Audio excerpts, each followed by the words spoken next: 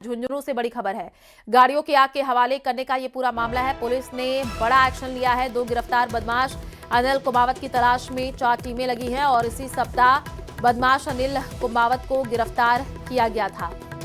पाबंद करने के बावजूद बड़ी वारदात को अंजाम दिया गया है। घटना से कुछ घंटों पहले ही हिस्ट्री शीटर तैयार हो रही थी अनिल कुमावत की।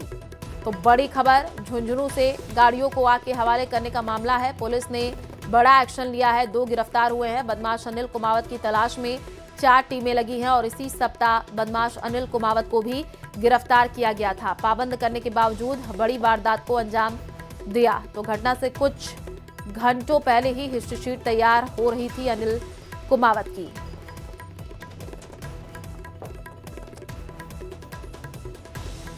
तो झुंझुनू से ये जानकारी आपको दे रहे हैं, जहां पर गाड़ियों को आग के हवाले करने का पूरा मामला है। पुलिस ने बड़ा एक्शन ले लिया है। 2 गिरफ्तार बदमाश अनिल कुमावत की तलाश में 4 टीमें लगी और इसी सप्ताह बदमाश अनिल कुमावत को गिरफ्तार किया गया था। पाबंद करने के बावजूद बड़ी वारदात को अंजाम दे दिया गया। घटना से कुछ घंटों पहले ही हिस्ट्री शीट अनिल कुमावत की तैयार हो रही थी। पास हमें सूचना मिली थी कि मन्नत गैराज है, उसके ऊपर कोई आगजनी की घटना हो गई है। तुरंत हम मौके पे पहुंचे, फायर ब्रिगेड को बुलवाया और आग पे काबू पाया गया। कोई जनहानि नहीं हुई। उसी टाइम जो गैर साहिल थे उनमें से 2 लड़कों को हमने डिटेन किया। उनको 170 बीएनएसएस में भी गिरफ्तार कर लिया और आगे अभी जो ही रिपोर्ट प्राप्त होगी, रिपोर्ट प्राप्त होते ही कार्रवाई करके दर्ज करके और अग्रिम कार्रवाई करेंगे, कठोरता से कार्रवाई करेंगे, त्वरित करेंगे।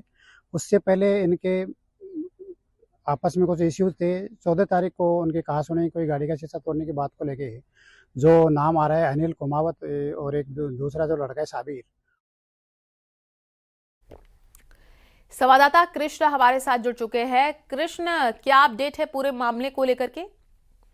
जी, मैं आपको बता दूं कि झुंझुनू की कोतवाली पुलिस ने बड़ी कार्रवाई करते हुए मामले में 2 बदमाशों को है वो गिरफ्तार किया है। साथ ही जो इस पूरे मामले में सुपरविजन झुंझुनू एसपी हैं ब्रजेश ज्योति उपाध्याय वो कर रहे हैं और 4 विशेष टीमों का गठन किया गया है जो संभावित ठिकानों पर है वो दबिश दे रही है। साथ ही जो गिरफ्तार किए गए हैं विनोद और जो उनका भांजा है निखिल, उन दोनों से कोतवाली थाने में पूछताछ की जा रही है। वहीं जो कोतवाली थाना अधिकारी श्रवण कुमार है उन्होंने बताया कि जो पहले का प्रकरण था उस प्रकरण में इसकी गिरफ्तारी हो चुकी थी और इसको पाबंद भी किया था और इसको जमानत उस मामले में मिल चुकी थी। इसके बाद कोतवाली पुलिस है इसकी हिस्ट्री शीट खोलने की पूरी तैयारी में थी और इसकी जो प्रक्रिया थी वो पूर्ण कर ली गई थी और हिस्ट्री शीट खोलने के लिए एसपी के पास भिजवाना जाना था इसको।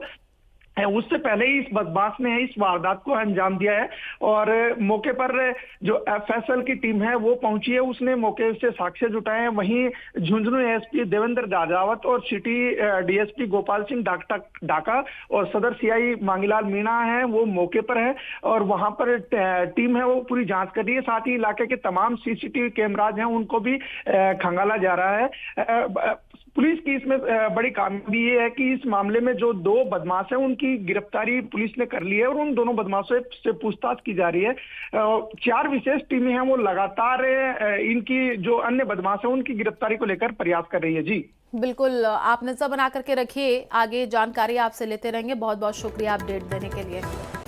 खबर प्रतापगढ़ से है, जहां रतलाम सड़क मार्ग पर स्थित बरखेड़ी पुलिया के मोड़ पर रविवार सुबह एक बड़ा हादसा होते होते टल गया, जब अरनोद प्रतापगढ़ की ओर जा रही बोलेरो अनियंत्रित होकर के अचानक से पलट गई।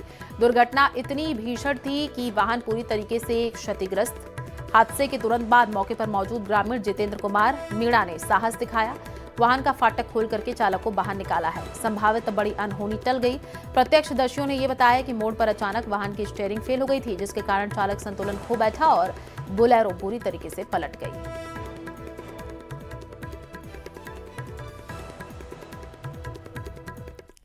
और अब खबर कोटा से है, जहां पंचायत पुनर्गठन को लेकर के भोपालगंज के ग्रामीणों ने विरोध प्रदर्शन किया। ग्रामीणों ने स्टेट हाईवे 70 पर इटावा खातोली पर जाम लगा दिया है। स्टेट हाईवे पर जाम लगने से आवागमन बाधित हो गया है। इस दौरान खातोली पुलिस के जो अधिकारी हैं वो मौके पर मौजूद रहे। ग्रामीण नई पंचायत नहीं बनाने और पूर्व पंचायत को बदलने से नाराज बताए जा रहे हैं।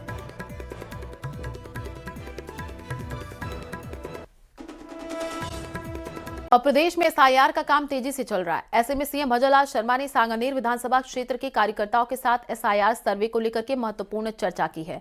इस दौरान सीएम भजनलाल शर्मा ने कहा कि देश की सुरक्षा और एकता के लिए एसआईआर प्रक्रिया बेहद जरूरी है, इसलिए इसमें प्रमुख कार्यकर्ताओं को जिम्मेदारी सौंपी गई है। कार्यकर्ता लंबे समय से इस क्षेत्र में सक्रिय रूप से काम कर रहे हैं। साथ ही कहा कि वोटर लिस्ट में केवल वास्तविक और पात्र लोगों के नाम शामिल हो, ये सुनिश्चित करना हम सभी की सामूहिक जिम्मेदारी है।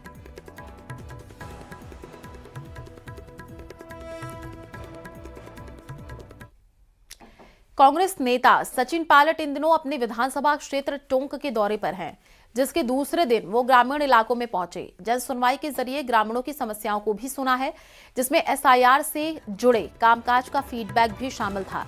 सचिन पायलट ने बैठक के जरिए एसआईआर से जुड़े कामों को लेकर के मंडल स्तरीय कार्यकर्ता और पदाधिकारियों के साथ चर्चा की है। इसके अलावा सचिन पायलट ने यूरिया खाद की किल्लत पर भी बयान दिया है।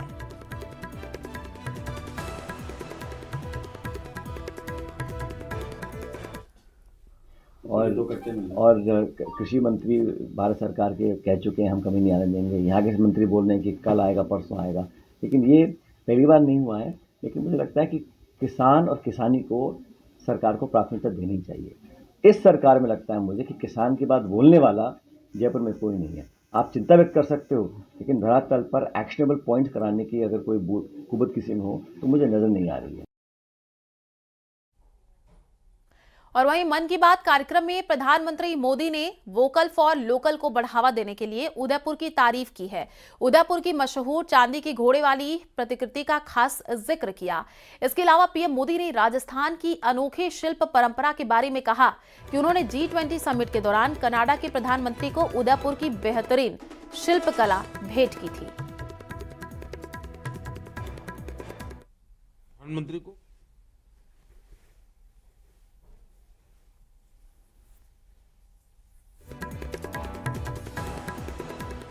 तो मन की बात कार्यक्रम और उदयपुर का जिक्र उसमें प्रधानमंत्री की तरफ से किया गया। पीएम मोदी ने उदयपुर की तारीफ की है। वोकल फॉर लोकल के तहत जिक्र किया गया है। कनाडा के प्रधानमंत्री को चांदी के अश्व की प्रतिकृति दी गई। यह राजस्थान के उदयपुर की बेहतरीन शिल्पकला को दर्शाती है। जापान के प्रधानमंत्री को चांदी की बुद्ध की प्रतिकृति भेंट की गई। इसमें तेलंगाना और करीमनगर की प्रसिद्ध सिल्वर क्राफ्ट की बारीकी का पता चलता है। इटली की प्रधानमंत्री को फूलों की आकृतियों वाला सिल्वर मिरर उपहार में दिया। ये भी करीमनगर की ही पारंपरिक धातु शिल्पकला को प्रदर्शित करता है। और कोटा में शराब के नशे में रिश्तेदारों में झगड़ा हो गया है। इसके बाद एक बाइक में आग लगा दी गई। बाइक में आग की घटना से इलाके में अफरा तफरी मच गई। लोगों ने इसकी सूचना पुलिस और निगम के अग्निशमन विभाग को दी है। घटना देर रात दादाबाड़ी थाना क्षेत्र के हनुमान नगर बस्ती की है। सूचना पर पुलिस पहुंची है। उससे पहले से झगड़ रहे रिश्तेदार मौके से फरार हो गए। निगम की दमकल ने मौके पर पहुंच करके आग पर काबू पाया। फिलहाल अभी तक दोनों पक्षों के नाम सामने नहीं आए हैं। किसी भी पक्ष की ओर से थाने में लिखित शिकायत नहीं दी गई। तो बीकानेर के महाजन फील्ड फायरिंग रेंज में भारत यूके संयुक्त सैन्य अभ्यास अजय वॉरियर 25 का 8वां संस्करण का आज संपन्न हो गया। संयुक्त राष्ट्र जनादेश के अंतर्गत आयोजित ये अभ्यास अर्बन क्षेत्रों में आतंकवाद रोधी अभियानों पर केंद्रित रहा। युद्धाभ्यास में भारतीय सेना की सिख रेजिमेंट के 120 और यूके 2 रॉयल गोरखा राइफल्स के 120 सैनिक ने 14 दिन तक संयुक्त युद्धाभ्यास किया।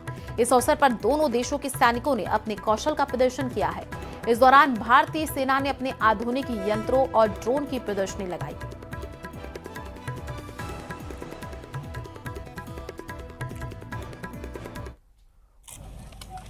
है और भारत ने आत्मनिर्भर भारत के तहत जिस तरीके से जो हथियार हैं या दूसरे उपकरण हैं उन्हें डेवलप किया है, उसका एक डेमो यहाँ पर लगा हुआ है। आप देखेंगे कि किस तरीके से जो सेना के काम में आने वाले हथियार हों चाहे उपकरण हो, उनको यहाँ पर डिस्प्ले किया गया है। इसमें ड्रोन भी शामिल है और ड्रोन का जो प्रहार है वो आपने ऑपरेशन सिंदूर में भी देखा था कि भारतीय सेना का जो ड्रोन है वो किस तरीके से अपने दुश्मन पर टूट पड़ता है। तो कहीं ना कहीं सेना को इस पूरे ऑपरेशन को करने में ड्रोन की काफ़ी मदद मिलती है। जहां सैनिक नहीं पहुंच पाते हैं वहां तक भी ड्रोन्स पहुंचते हैं और अलग अलग तरह के ये जो ड्रोन्स हैं उनको यहाँ पर रखा गया है। मेक इन इंडिया का पूरा यहाँ पर डिस्प्ले किया गया है और आप देखेंगे कि किस तरीके से भारत जो है अब आधुनिक हथियार बना रहा है। चाहे ब्रह्मोस की हम बात करें या चाहे दूसरे हथियारों की बात करें, तो भारत का मुकाबला आज दूसरे देश नहीं कर पा रहे हैं और कई सारे देश जो हैं वो अब भारतीय हथियारों पर निर्भर हो चुके हैं और भारत से हथियार भी खरीद रहे हैं। तो माना जा सकता है कि भारतीय सेना ने अपनी ताकत को बढ़ाने के साथ साथ अपनी टेक्नोलॉजी को भी पूरे विश्व में फैला दिया है। आने वाले समय में अगर कोई भारत के सामने आंख दिखाने की कोशिश करेगा तो भारतीय सेना उसे पूरी तरीके से नेस्तनाबूद करने की ताकत रखती है। बीकानेर से न्यूज़ 18 के लिए विक्रम जागरवाल। खबर प्रतापगढ़ से है, जहां मुंगाड़ा कस्बे में रामदेव जी चौराहे से बांसवाड़ा मार्ग तक सड़क की गंभीर दुर्दशा लोगों के लिए बड़ी परेशानी बनी हुई है। पीडब्ल्यूडी के लापरवाही के कारण लंबे समय से ये मार्ग गहरी खाई, टूट फूट और उभरे हुए गड्ढों से भरा हुआ है, जिससे आए दिन वाहन फंसने और क्षतिग्रस्त होने की घटनाएं हो रही हैं। हालात इस कदर खराब है कि स्थानीय लोग इस मार्ग को खतरे का रास्ता कहने लगे हैं। क्षेत्रवासियों के अनुसार सड़क पर गहरे गड्ढों के कारण कई दोपहिया वाहन चालक गिर करके घायल हो चुके हैं। 4 पहिया वाहनों के टायर फटने और चैम्बर टूटने के मामले भी लगातार सामने आ रहे हैं। हर दिन जाम लगने की स्थिति बन जाती है और लोगों को मजबूरी में जोखिम उठाते हुए इसी मार्ग से गुजरना पड़ता है। और वहीं श्री गंगानगर के अनूपगढ़ पंचायत समिति के विकास अधिकारी और सरपंच संघ के बीच चल रहे विवाद को लेकर के हुई घड़साना में सरपंचों की बैठक, जिसमें विवाद की शिकायत सरकार तक पहुंचाने का निर्णय लिया गया। बैठक में अनूपगढ़ विकास अधिकारी विनोद कुमार रैगर पर भ्रष्टाचार के साथ ही अनैतिक आचरण करने के गंभीर आरोप लगे हैं। इस पूरे प्रकरण की शिकायत भाजपा शीर्ष नेतृत्व तक पहुंचाने का निर्णय लिया गया। हुआ है कि हमारा एक डेलीगेशन जो कल सरकार से, मंत्री जी से, मुख्यमंत्री जी से और हमारे शासन सचिव जी से मिलने के लिए जयपुर जाएंगे। हम उनको सभी जो इसके सबूत है, जिस पंचायत समिति में रहा है, जहां भ्रष्टाचार किया है और जहां इसके जो काले कारनामे हैं वो हम वहां उजागर करेंगे और सभी को बताएंगे और इसको वापस, इसको एपीओ नहीं, अब की बार इसको निलंबित करवाएंगे। आज जो बैठक हुई है इसमें तमाम अनूपगढ़ पंचायत समिति के सरपंच मौजूद थे। यहाँ हम इनके साथ मौजूद हैं और आज बैठक हुई है और उसमें ये निर्णय हुआ है कि जो ये वीडियो श्री गंगानगर की सूरतगढ़ में इंदिरा सर्कल की बदहाली को लेकर के 1 दिसंबर को चक्का जाम की दी गई चेतावनी के बाद प्रशासन हरकत में आ गया है। धरना स्थल पर पहुंचे प्रशासनिक अधिकारियों ने धरनार्थियों से आश्वासन दिया है कि सोमवार से जर्जर हाईवे का काम शुरू करवाने के साथ ही नगर पालिका भी नाले का निर्माण शुरू करवा देगी। हालांकि आश्वासन के बाद भी भूख हड़ताल पर बैठे जेपी गिला ने अपना अनशन नहीं तोड़ा है। NH वाले कह रहे हैं हम काम शुरू करवा देंगे। SDM साहब ने भी आश्वासन दिया है और नालों का काम के लिए अभी विधायक जी ने PO साहब को कह दिया अभी सोमवार को आप हर हाल में काम शुरू करो। तो ये दोनों काम सोमवार को शुरू करने का आश्वासन